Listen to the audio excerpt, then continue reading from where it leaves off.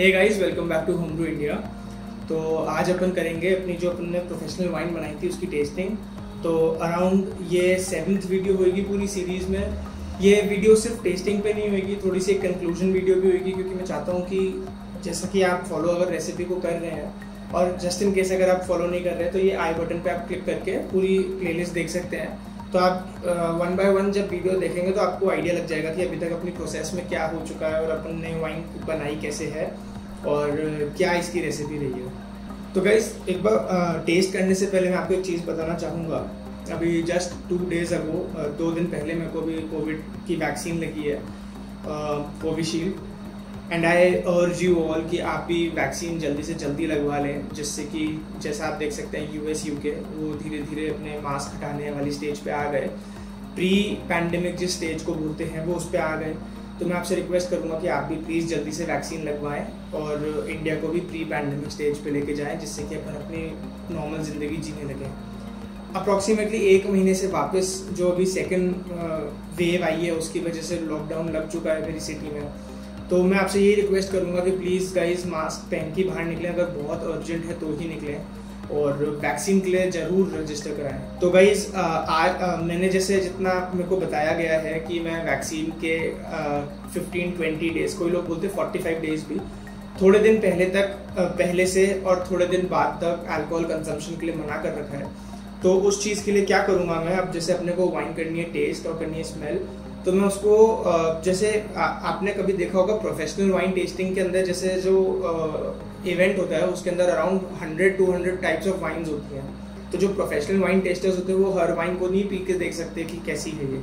वो मुंह के अंदर स्वॉल करते हैं बट वो सोलो नहीं करते, क्योंकि अल्कोहल जब ज़्यादा होने लग जाएगी, मान लीजिए तो 10 वाइन जब वो टेस्ट करेंगे, उसको टेस्ट करेंगे, ड्रिंक करेंगे एक्चुअली, तो वो उनको अल्कोहल हिट करने लग जाएगी। तो उनके जो सेंसेस होते हैं या फिर जो उनका टेस्टिंग एक नोट्स लेने की एक बड्स होते हैं वो वीक होने लग जाते हैं। उसके लिए वो क्या करते हैं, वो वाइन टेस्ट करते हैं और वो थूक देते हैं उसको।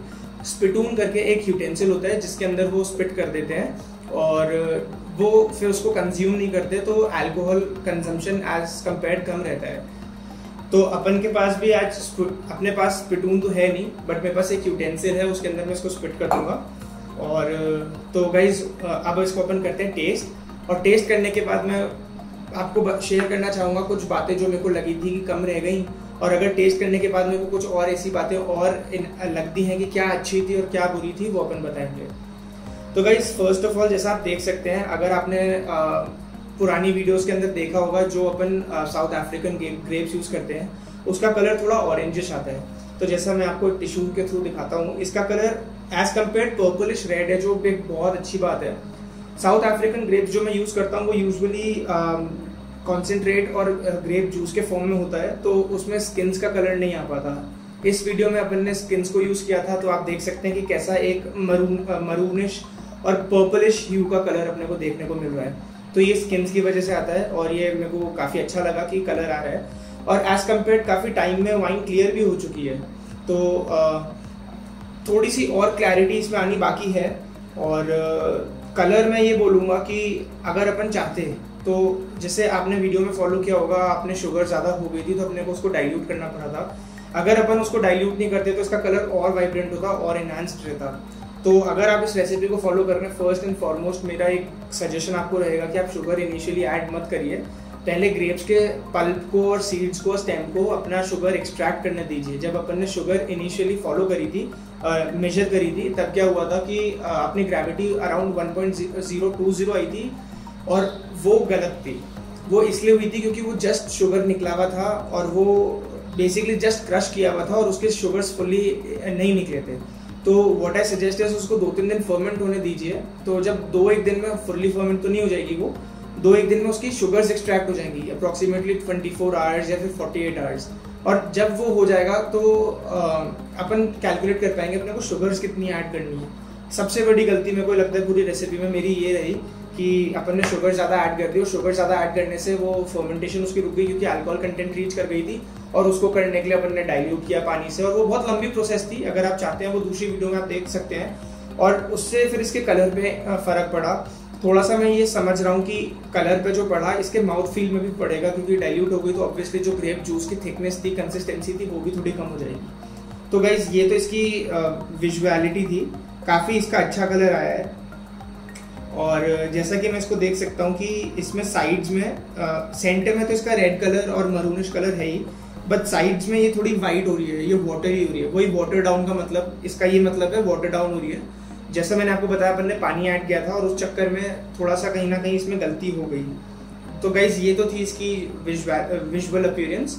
और मैं एक चीज़ और देख पा रहा हूँ ये कि इसमें जो इसकी लेग्स कहते हैं, एक वाइन के लेग्स होते हैं, जैसे उसमें अल्कोहल कंसिस्टेंसी कितनी है वो बताता है ये। तो लेग्स इसमें ढंग से दिख रहे हैं, आई डोंट नो आप देख पाएंगे या नहीं देख पाएंगे, बट इसमें काफ़ी लंबे लंबे और काफ़ी थिक लेग्स दिख रहे हैं। इसका ये मतलब होता है कि इसमें अल्कोहल कंटेंट एज कम्पेयर ज़्यादा है।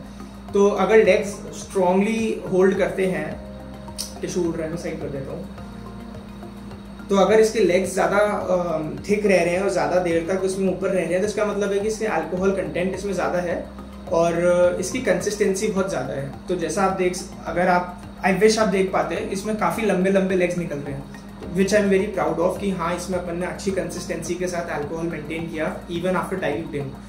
डाइल्यूशन का इस पूरी रेसिपी में सबसे बड़ा रोल था।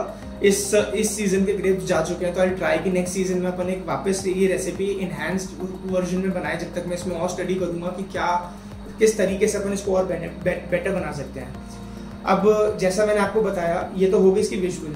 अब मैं इसकी करता हूँ नोजिंग, जैसा मैंने आपको अभी साउथ अफ्रीकन ग्रेप्स के साथ बताया था। अच्छा गाइस, अगर आप चाहते हैं कि मैं इसको मेरे पास एक बॉटल रखी है साउथ अफ्रीकन ग्रेप की, अगर आप चाहते हैं कि दोनों को मैं साइड बाय साइड टेस्टिंग करूँ और आपको एक रिव्यू दूं, तो आप प्लीज़ मेरे को कमेंट्स में नीचे बताइए कि आप वो चाहते हैं क्या, रेसिपी वो वीडियो चाहते हैं क्या। तो अब इसके अपन करते हैं नोजिंग।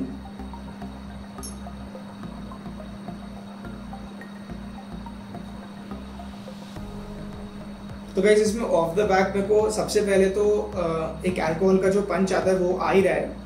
स्वीटनेस उतनी नहीं आ रही। यूजुअली मेरी वाइन्स में मैंने देखा है साउथ अफ्रीकन में कि थोड़ी सी स्वीट रह जाती है, वो उसमें एंड में ये काम करना बंद कर देता है। इसमें स्वीटनेस उतनी नहीं आ रही। आई कैन फील कि कहीं ना कहीं स्वीटनेस होगी, बट आई कैन फील इसमें स्मेल में बहुत ज़्यादा टैनिन है। प्रॉबली अपन स्टेम्स और स्किन्स के साथ इतना कॉन्टैक्ट था, तो I think I can smell the stems, क्योंकि जब अपन स्टेम सेपरेट कर रहे थे सेम स्मेल मेरे को आ रही थी। और गाइस, इसमें ऐसा तो होता नहीं है कि स्मेल पर्टिकुलरली कुछ होती है वो मैं डालता हूँ इसमें, या कोई वाइन मेकर उस वाइन में डालता है। इट्स जस्ट कि उनके सेंसेस ने क्या ऐसी चीज़ स्मेल कर रखी है जिससे वो सबसे ज़्यादा रिलेट कर सकते हैं। सो बेसिकली जैसे कई लोग वाइन्स में बोलते हैं उनको लेदर की स्मेल आ रही है, उनको नटमेग की स्मेल आ रही है, या फिर कोई रेजिन की स्मेल आ रही है, या कोई सिनेमन की स्मेल आ रही है। तो जब वाइन, ऐसा नहीं होता कि उस वाइन में लेदर को डालते हैं या सिनेमन को डालते हैं, नटमेग को डालते हैं। वो इसलिए होता है क्योंकि क्या होता है, जब अपन उसको एज करते हैं उसको बैरल में, तो बैरल के वुड का जो फ्लेवर होता है, कोई उसको चार्ड करके यानी उसको थोड़ा सा टोस्ट करके डालते हैं, कोई न्यू वुड को यूज करते हैं, टोस्ट नहीं करते। आजकल कई वाइन मेकर्स विस्की के बैरल्स को भी रीयूज कर रहे हैं, जिससे कि वैसे फ्लेवर्स इनहैंस्ड होके आए, एक नए तरीके के फ्लेवर्स उनको मिले। तो ये सब वुड से फ्लेवरिंग आती है, एजिंग से फ्लेवरिंग आती है।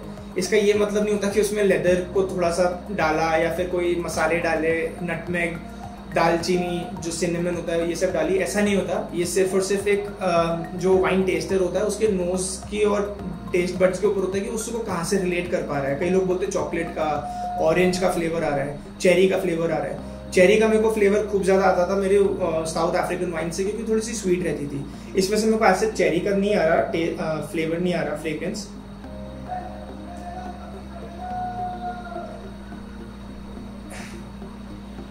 इसमें सबसे ज़्यादा मेरे को स्मेल आ रही है तो आई से टैनिन की आ रही है, और ग्रेप की तो आ ही रही है, लेकिन ग्रेप के साथ साथ मेरे को थोड़ी सी ब्लैक करंट की, मैं बोलूँगा ब्लैक करंट जैसी स्मेल आ रही है।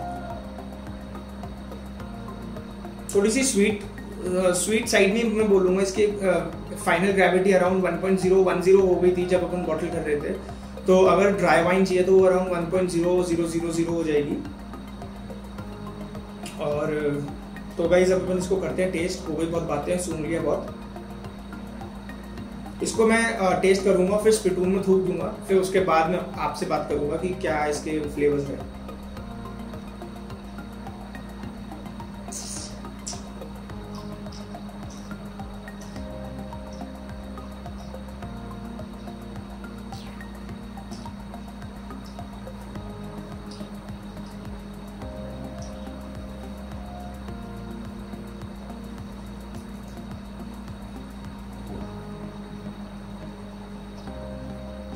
तो गाइस मेन बात सबसे, मेरे को टैनिन तो टेस्ट में आ रहा है, लेकिन उससे पहले ही वाटर डाउन काफ़ी ज़्यादा है।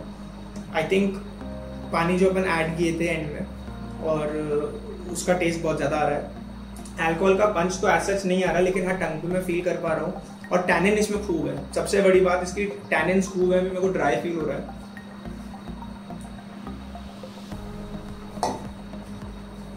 अभी मेरे को ड्राई फील हो रहा है, वो अच्छी बात है, एक वाइन में होनी चाहिए।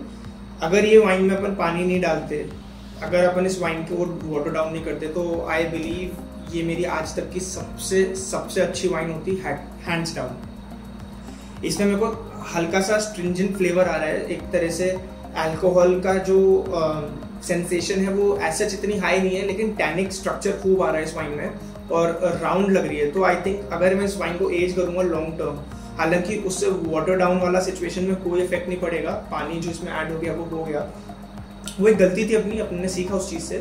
एंड आई बिलीव अगर वो चीज़ नहीं होती और तो ये अपनी one of the best wines बन सकती थी, क्योंकि अपन इसको अराउंड 1.5 महीने में ही देख सकते हैं कि इसका कलर कितना अच्छा, कितना वाइब्रेंट आ चुका था। और इसमें जो इसके लेग्स हैं, ओवरऑल बेसिकली जो वाइन को एनालाइज करने के जो कोई भी पॉइंट्स होते हैं, विजुअली, स्मेलिंग में, टेस्टिंग में, वो सब इसमें मेरे को बहुत अच्छे लग रहे हैं। और बस वही है कि थोड़ा सा बस पानी ऐड करने के चक्कर में वाटर डाउन हो गई, तो इसका जो एक ग्रेप फ्लेवर होता है, जो एक माउथ फील होता है, वो कम हो गया।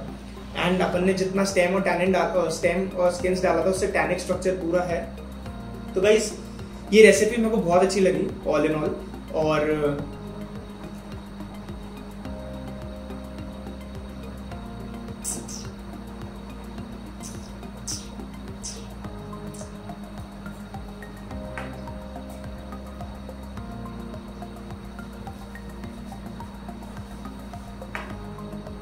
तो अभी मैंने जब इसको सेकेंड टाइम किया, थोड़ा सा मैं इसको ट्राई किया यहाँ तक लेके जाऊँ, बैक ऑफ द पैलेट जो होता है, और वहाँ पे जब मैं लेके गया तो थोड़ा सा मेरे को एक इसमें सार,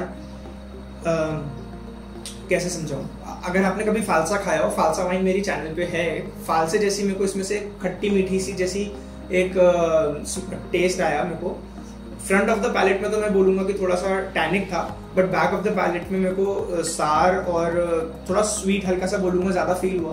गाइस आप लोग को लगेगा कि मैं फालतू बातें कर रहा हूँ, बट ऐसा नहीं होता। थोड़ा सा जब अपन वाइन को एक्सपीरियंस करते हैं, टेस्ट करने लगते हैं, तो ये नोट्स अपन पकड़ने लग जाते हैं। जैसा वाइन के साथ साथ विस्की में लोग बोलते हैं कि डिफ्रेंशिएट करते हैं, कैसे करते हैं, वो इसीलिए करते हैं क्योंकि उनके सेंसेस और उनके टेस्ट काफ़ी डिफरेंट होता है। इस वाइन को गाइस मैं ट्राई करूंगा कि इसकी 2-3 बॉटलें तो मैं लॉन्ग टर्म एज करूँ। लॉन्ग टर्म से मेरा मतलब है 3 बॉटलें में रखना चाहता हूँ, जिसको मैं एक को 1 साल एज करूँ, एक को प्रॉब्ली 3 साल एज करूँ, एक को प्रॉब्ली 5 साल एज करूँ। तो मैं इतना लॉन्ग टर्म एजिंग का इसका सोच रहा हूँ, यानी ये इतनी अच्छी वाइन है गाइस। और मैं इसको बढ़ा चढ़ा के नहीं बोल रहा। आई एम श्योर अगर आप ये रेसिपी को फॉलो कर रहे हो तो आप भी जानते होंगे कि इस रेसिपी में अपन कितना प्यार से इसको टेक केयर कर रहे थे। और आई विश मैं अभी इसको पी पाता, क्योंकि कोविड की वैक्सीन के बाद मैं चाहता हूँ कि इसको एज होने के बाद ये ढंग से अच्छे से पिए जाए। और ठीक है, तो आप इस रेसिपी को फॉलो करिए। इस वाइन के बारे में मैं जितनी बात करूँ आई थिंक कमी रहेगी, मेरे को ये इतनी पसंद आई। बस सबसे बड़ी कमी मेरे को फिर मैं यही बोलूँगा जो लगी थी वो थी कि वाटर डाउन हो गया, और वाटर डाउन होने की वजह से कहीं ना कहीं इसके जो फ्रूटफुल फ्लेवर्स थे, जो एक और अच्छा इसका स्ट्रक्चर मिल सकता था वो आता, कंसिस्टेंसी इसकी थोड़ी सी रहती, थोड़ी सी ये वाटर डाउन में बोलूँगा कि ये गलत ही हो गया। अगर मेरे को ग्रेप्स इस सीजन में मिलता है तो मैं उससे भी बनाने का कोशिश करूँगा, बट नेक्स्ट ईयर तो I am definitely making a new batch, और मैं आपके कोशिश करूँगा आप सबके पास वीडियो लाऊँ। Cheers guys.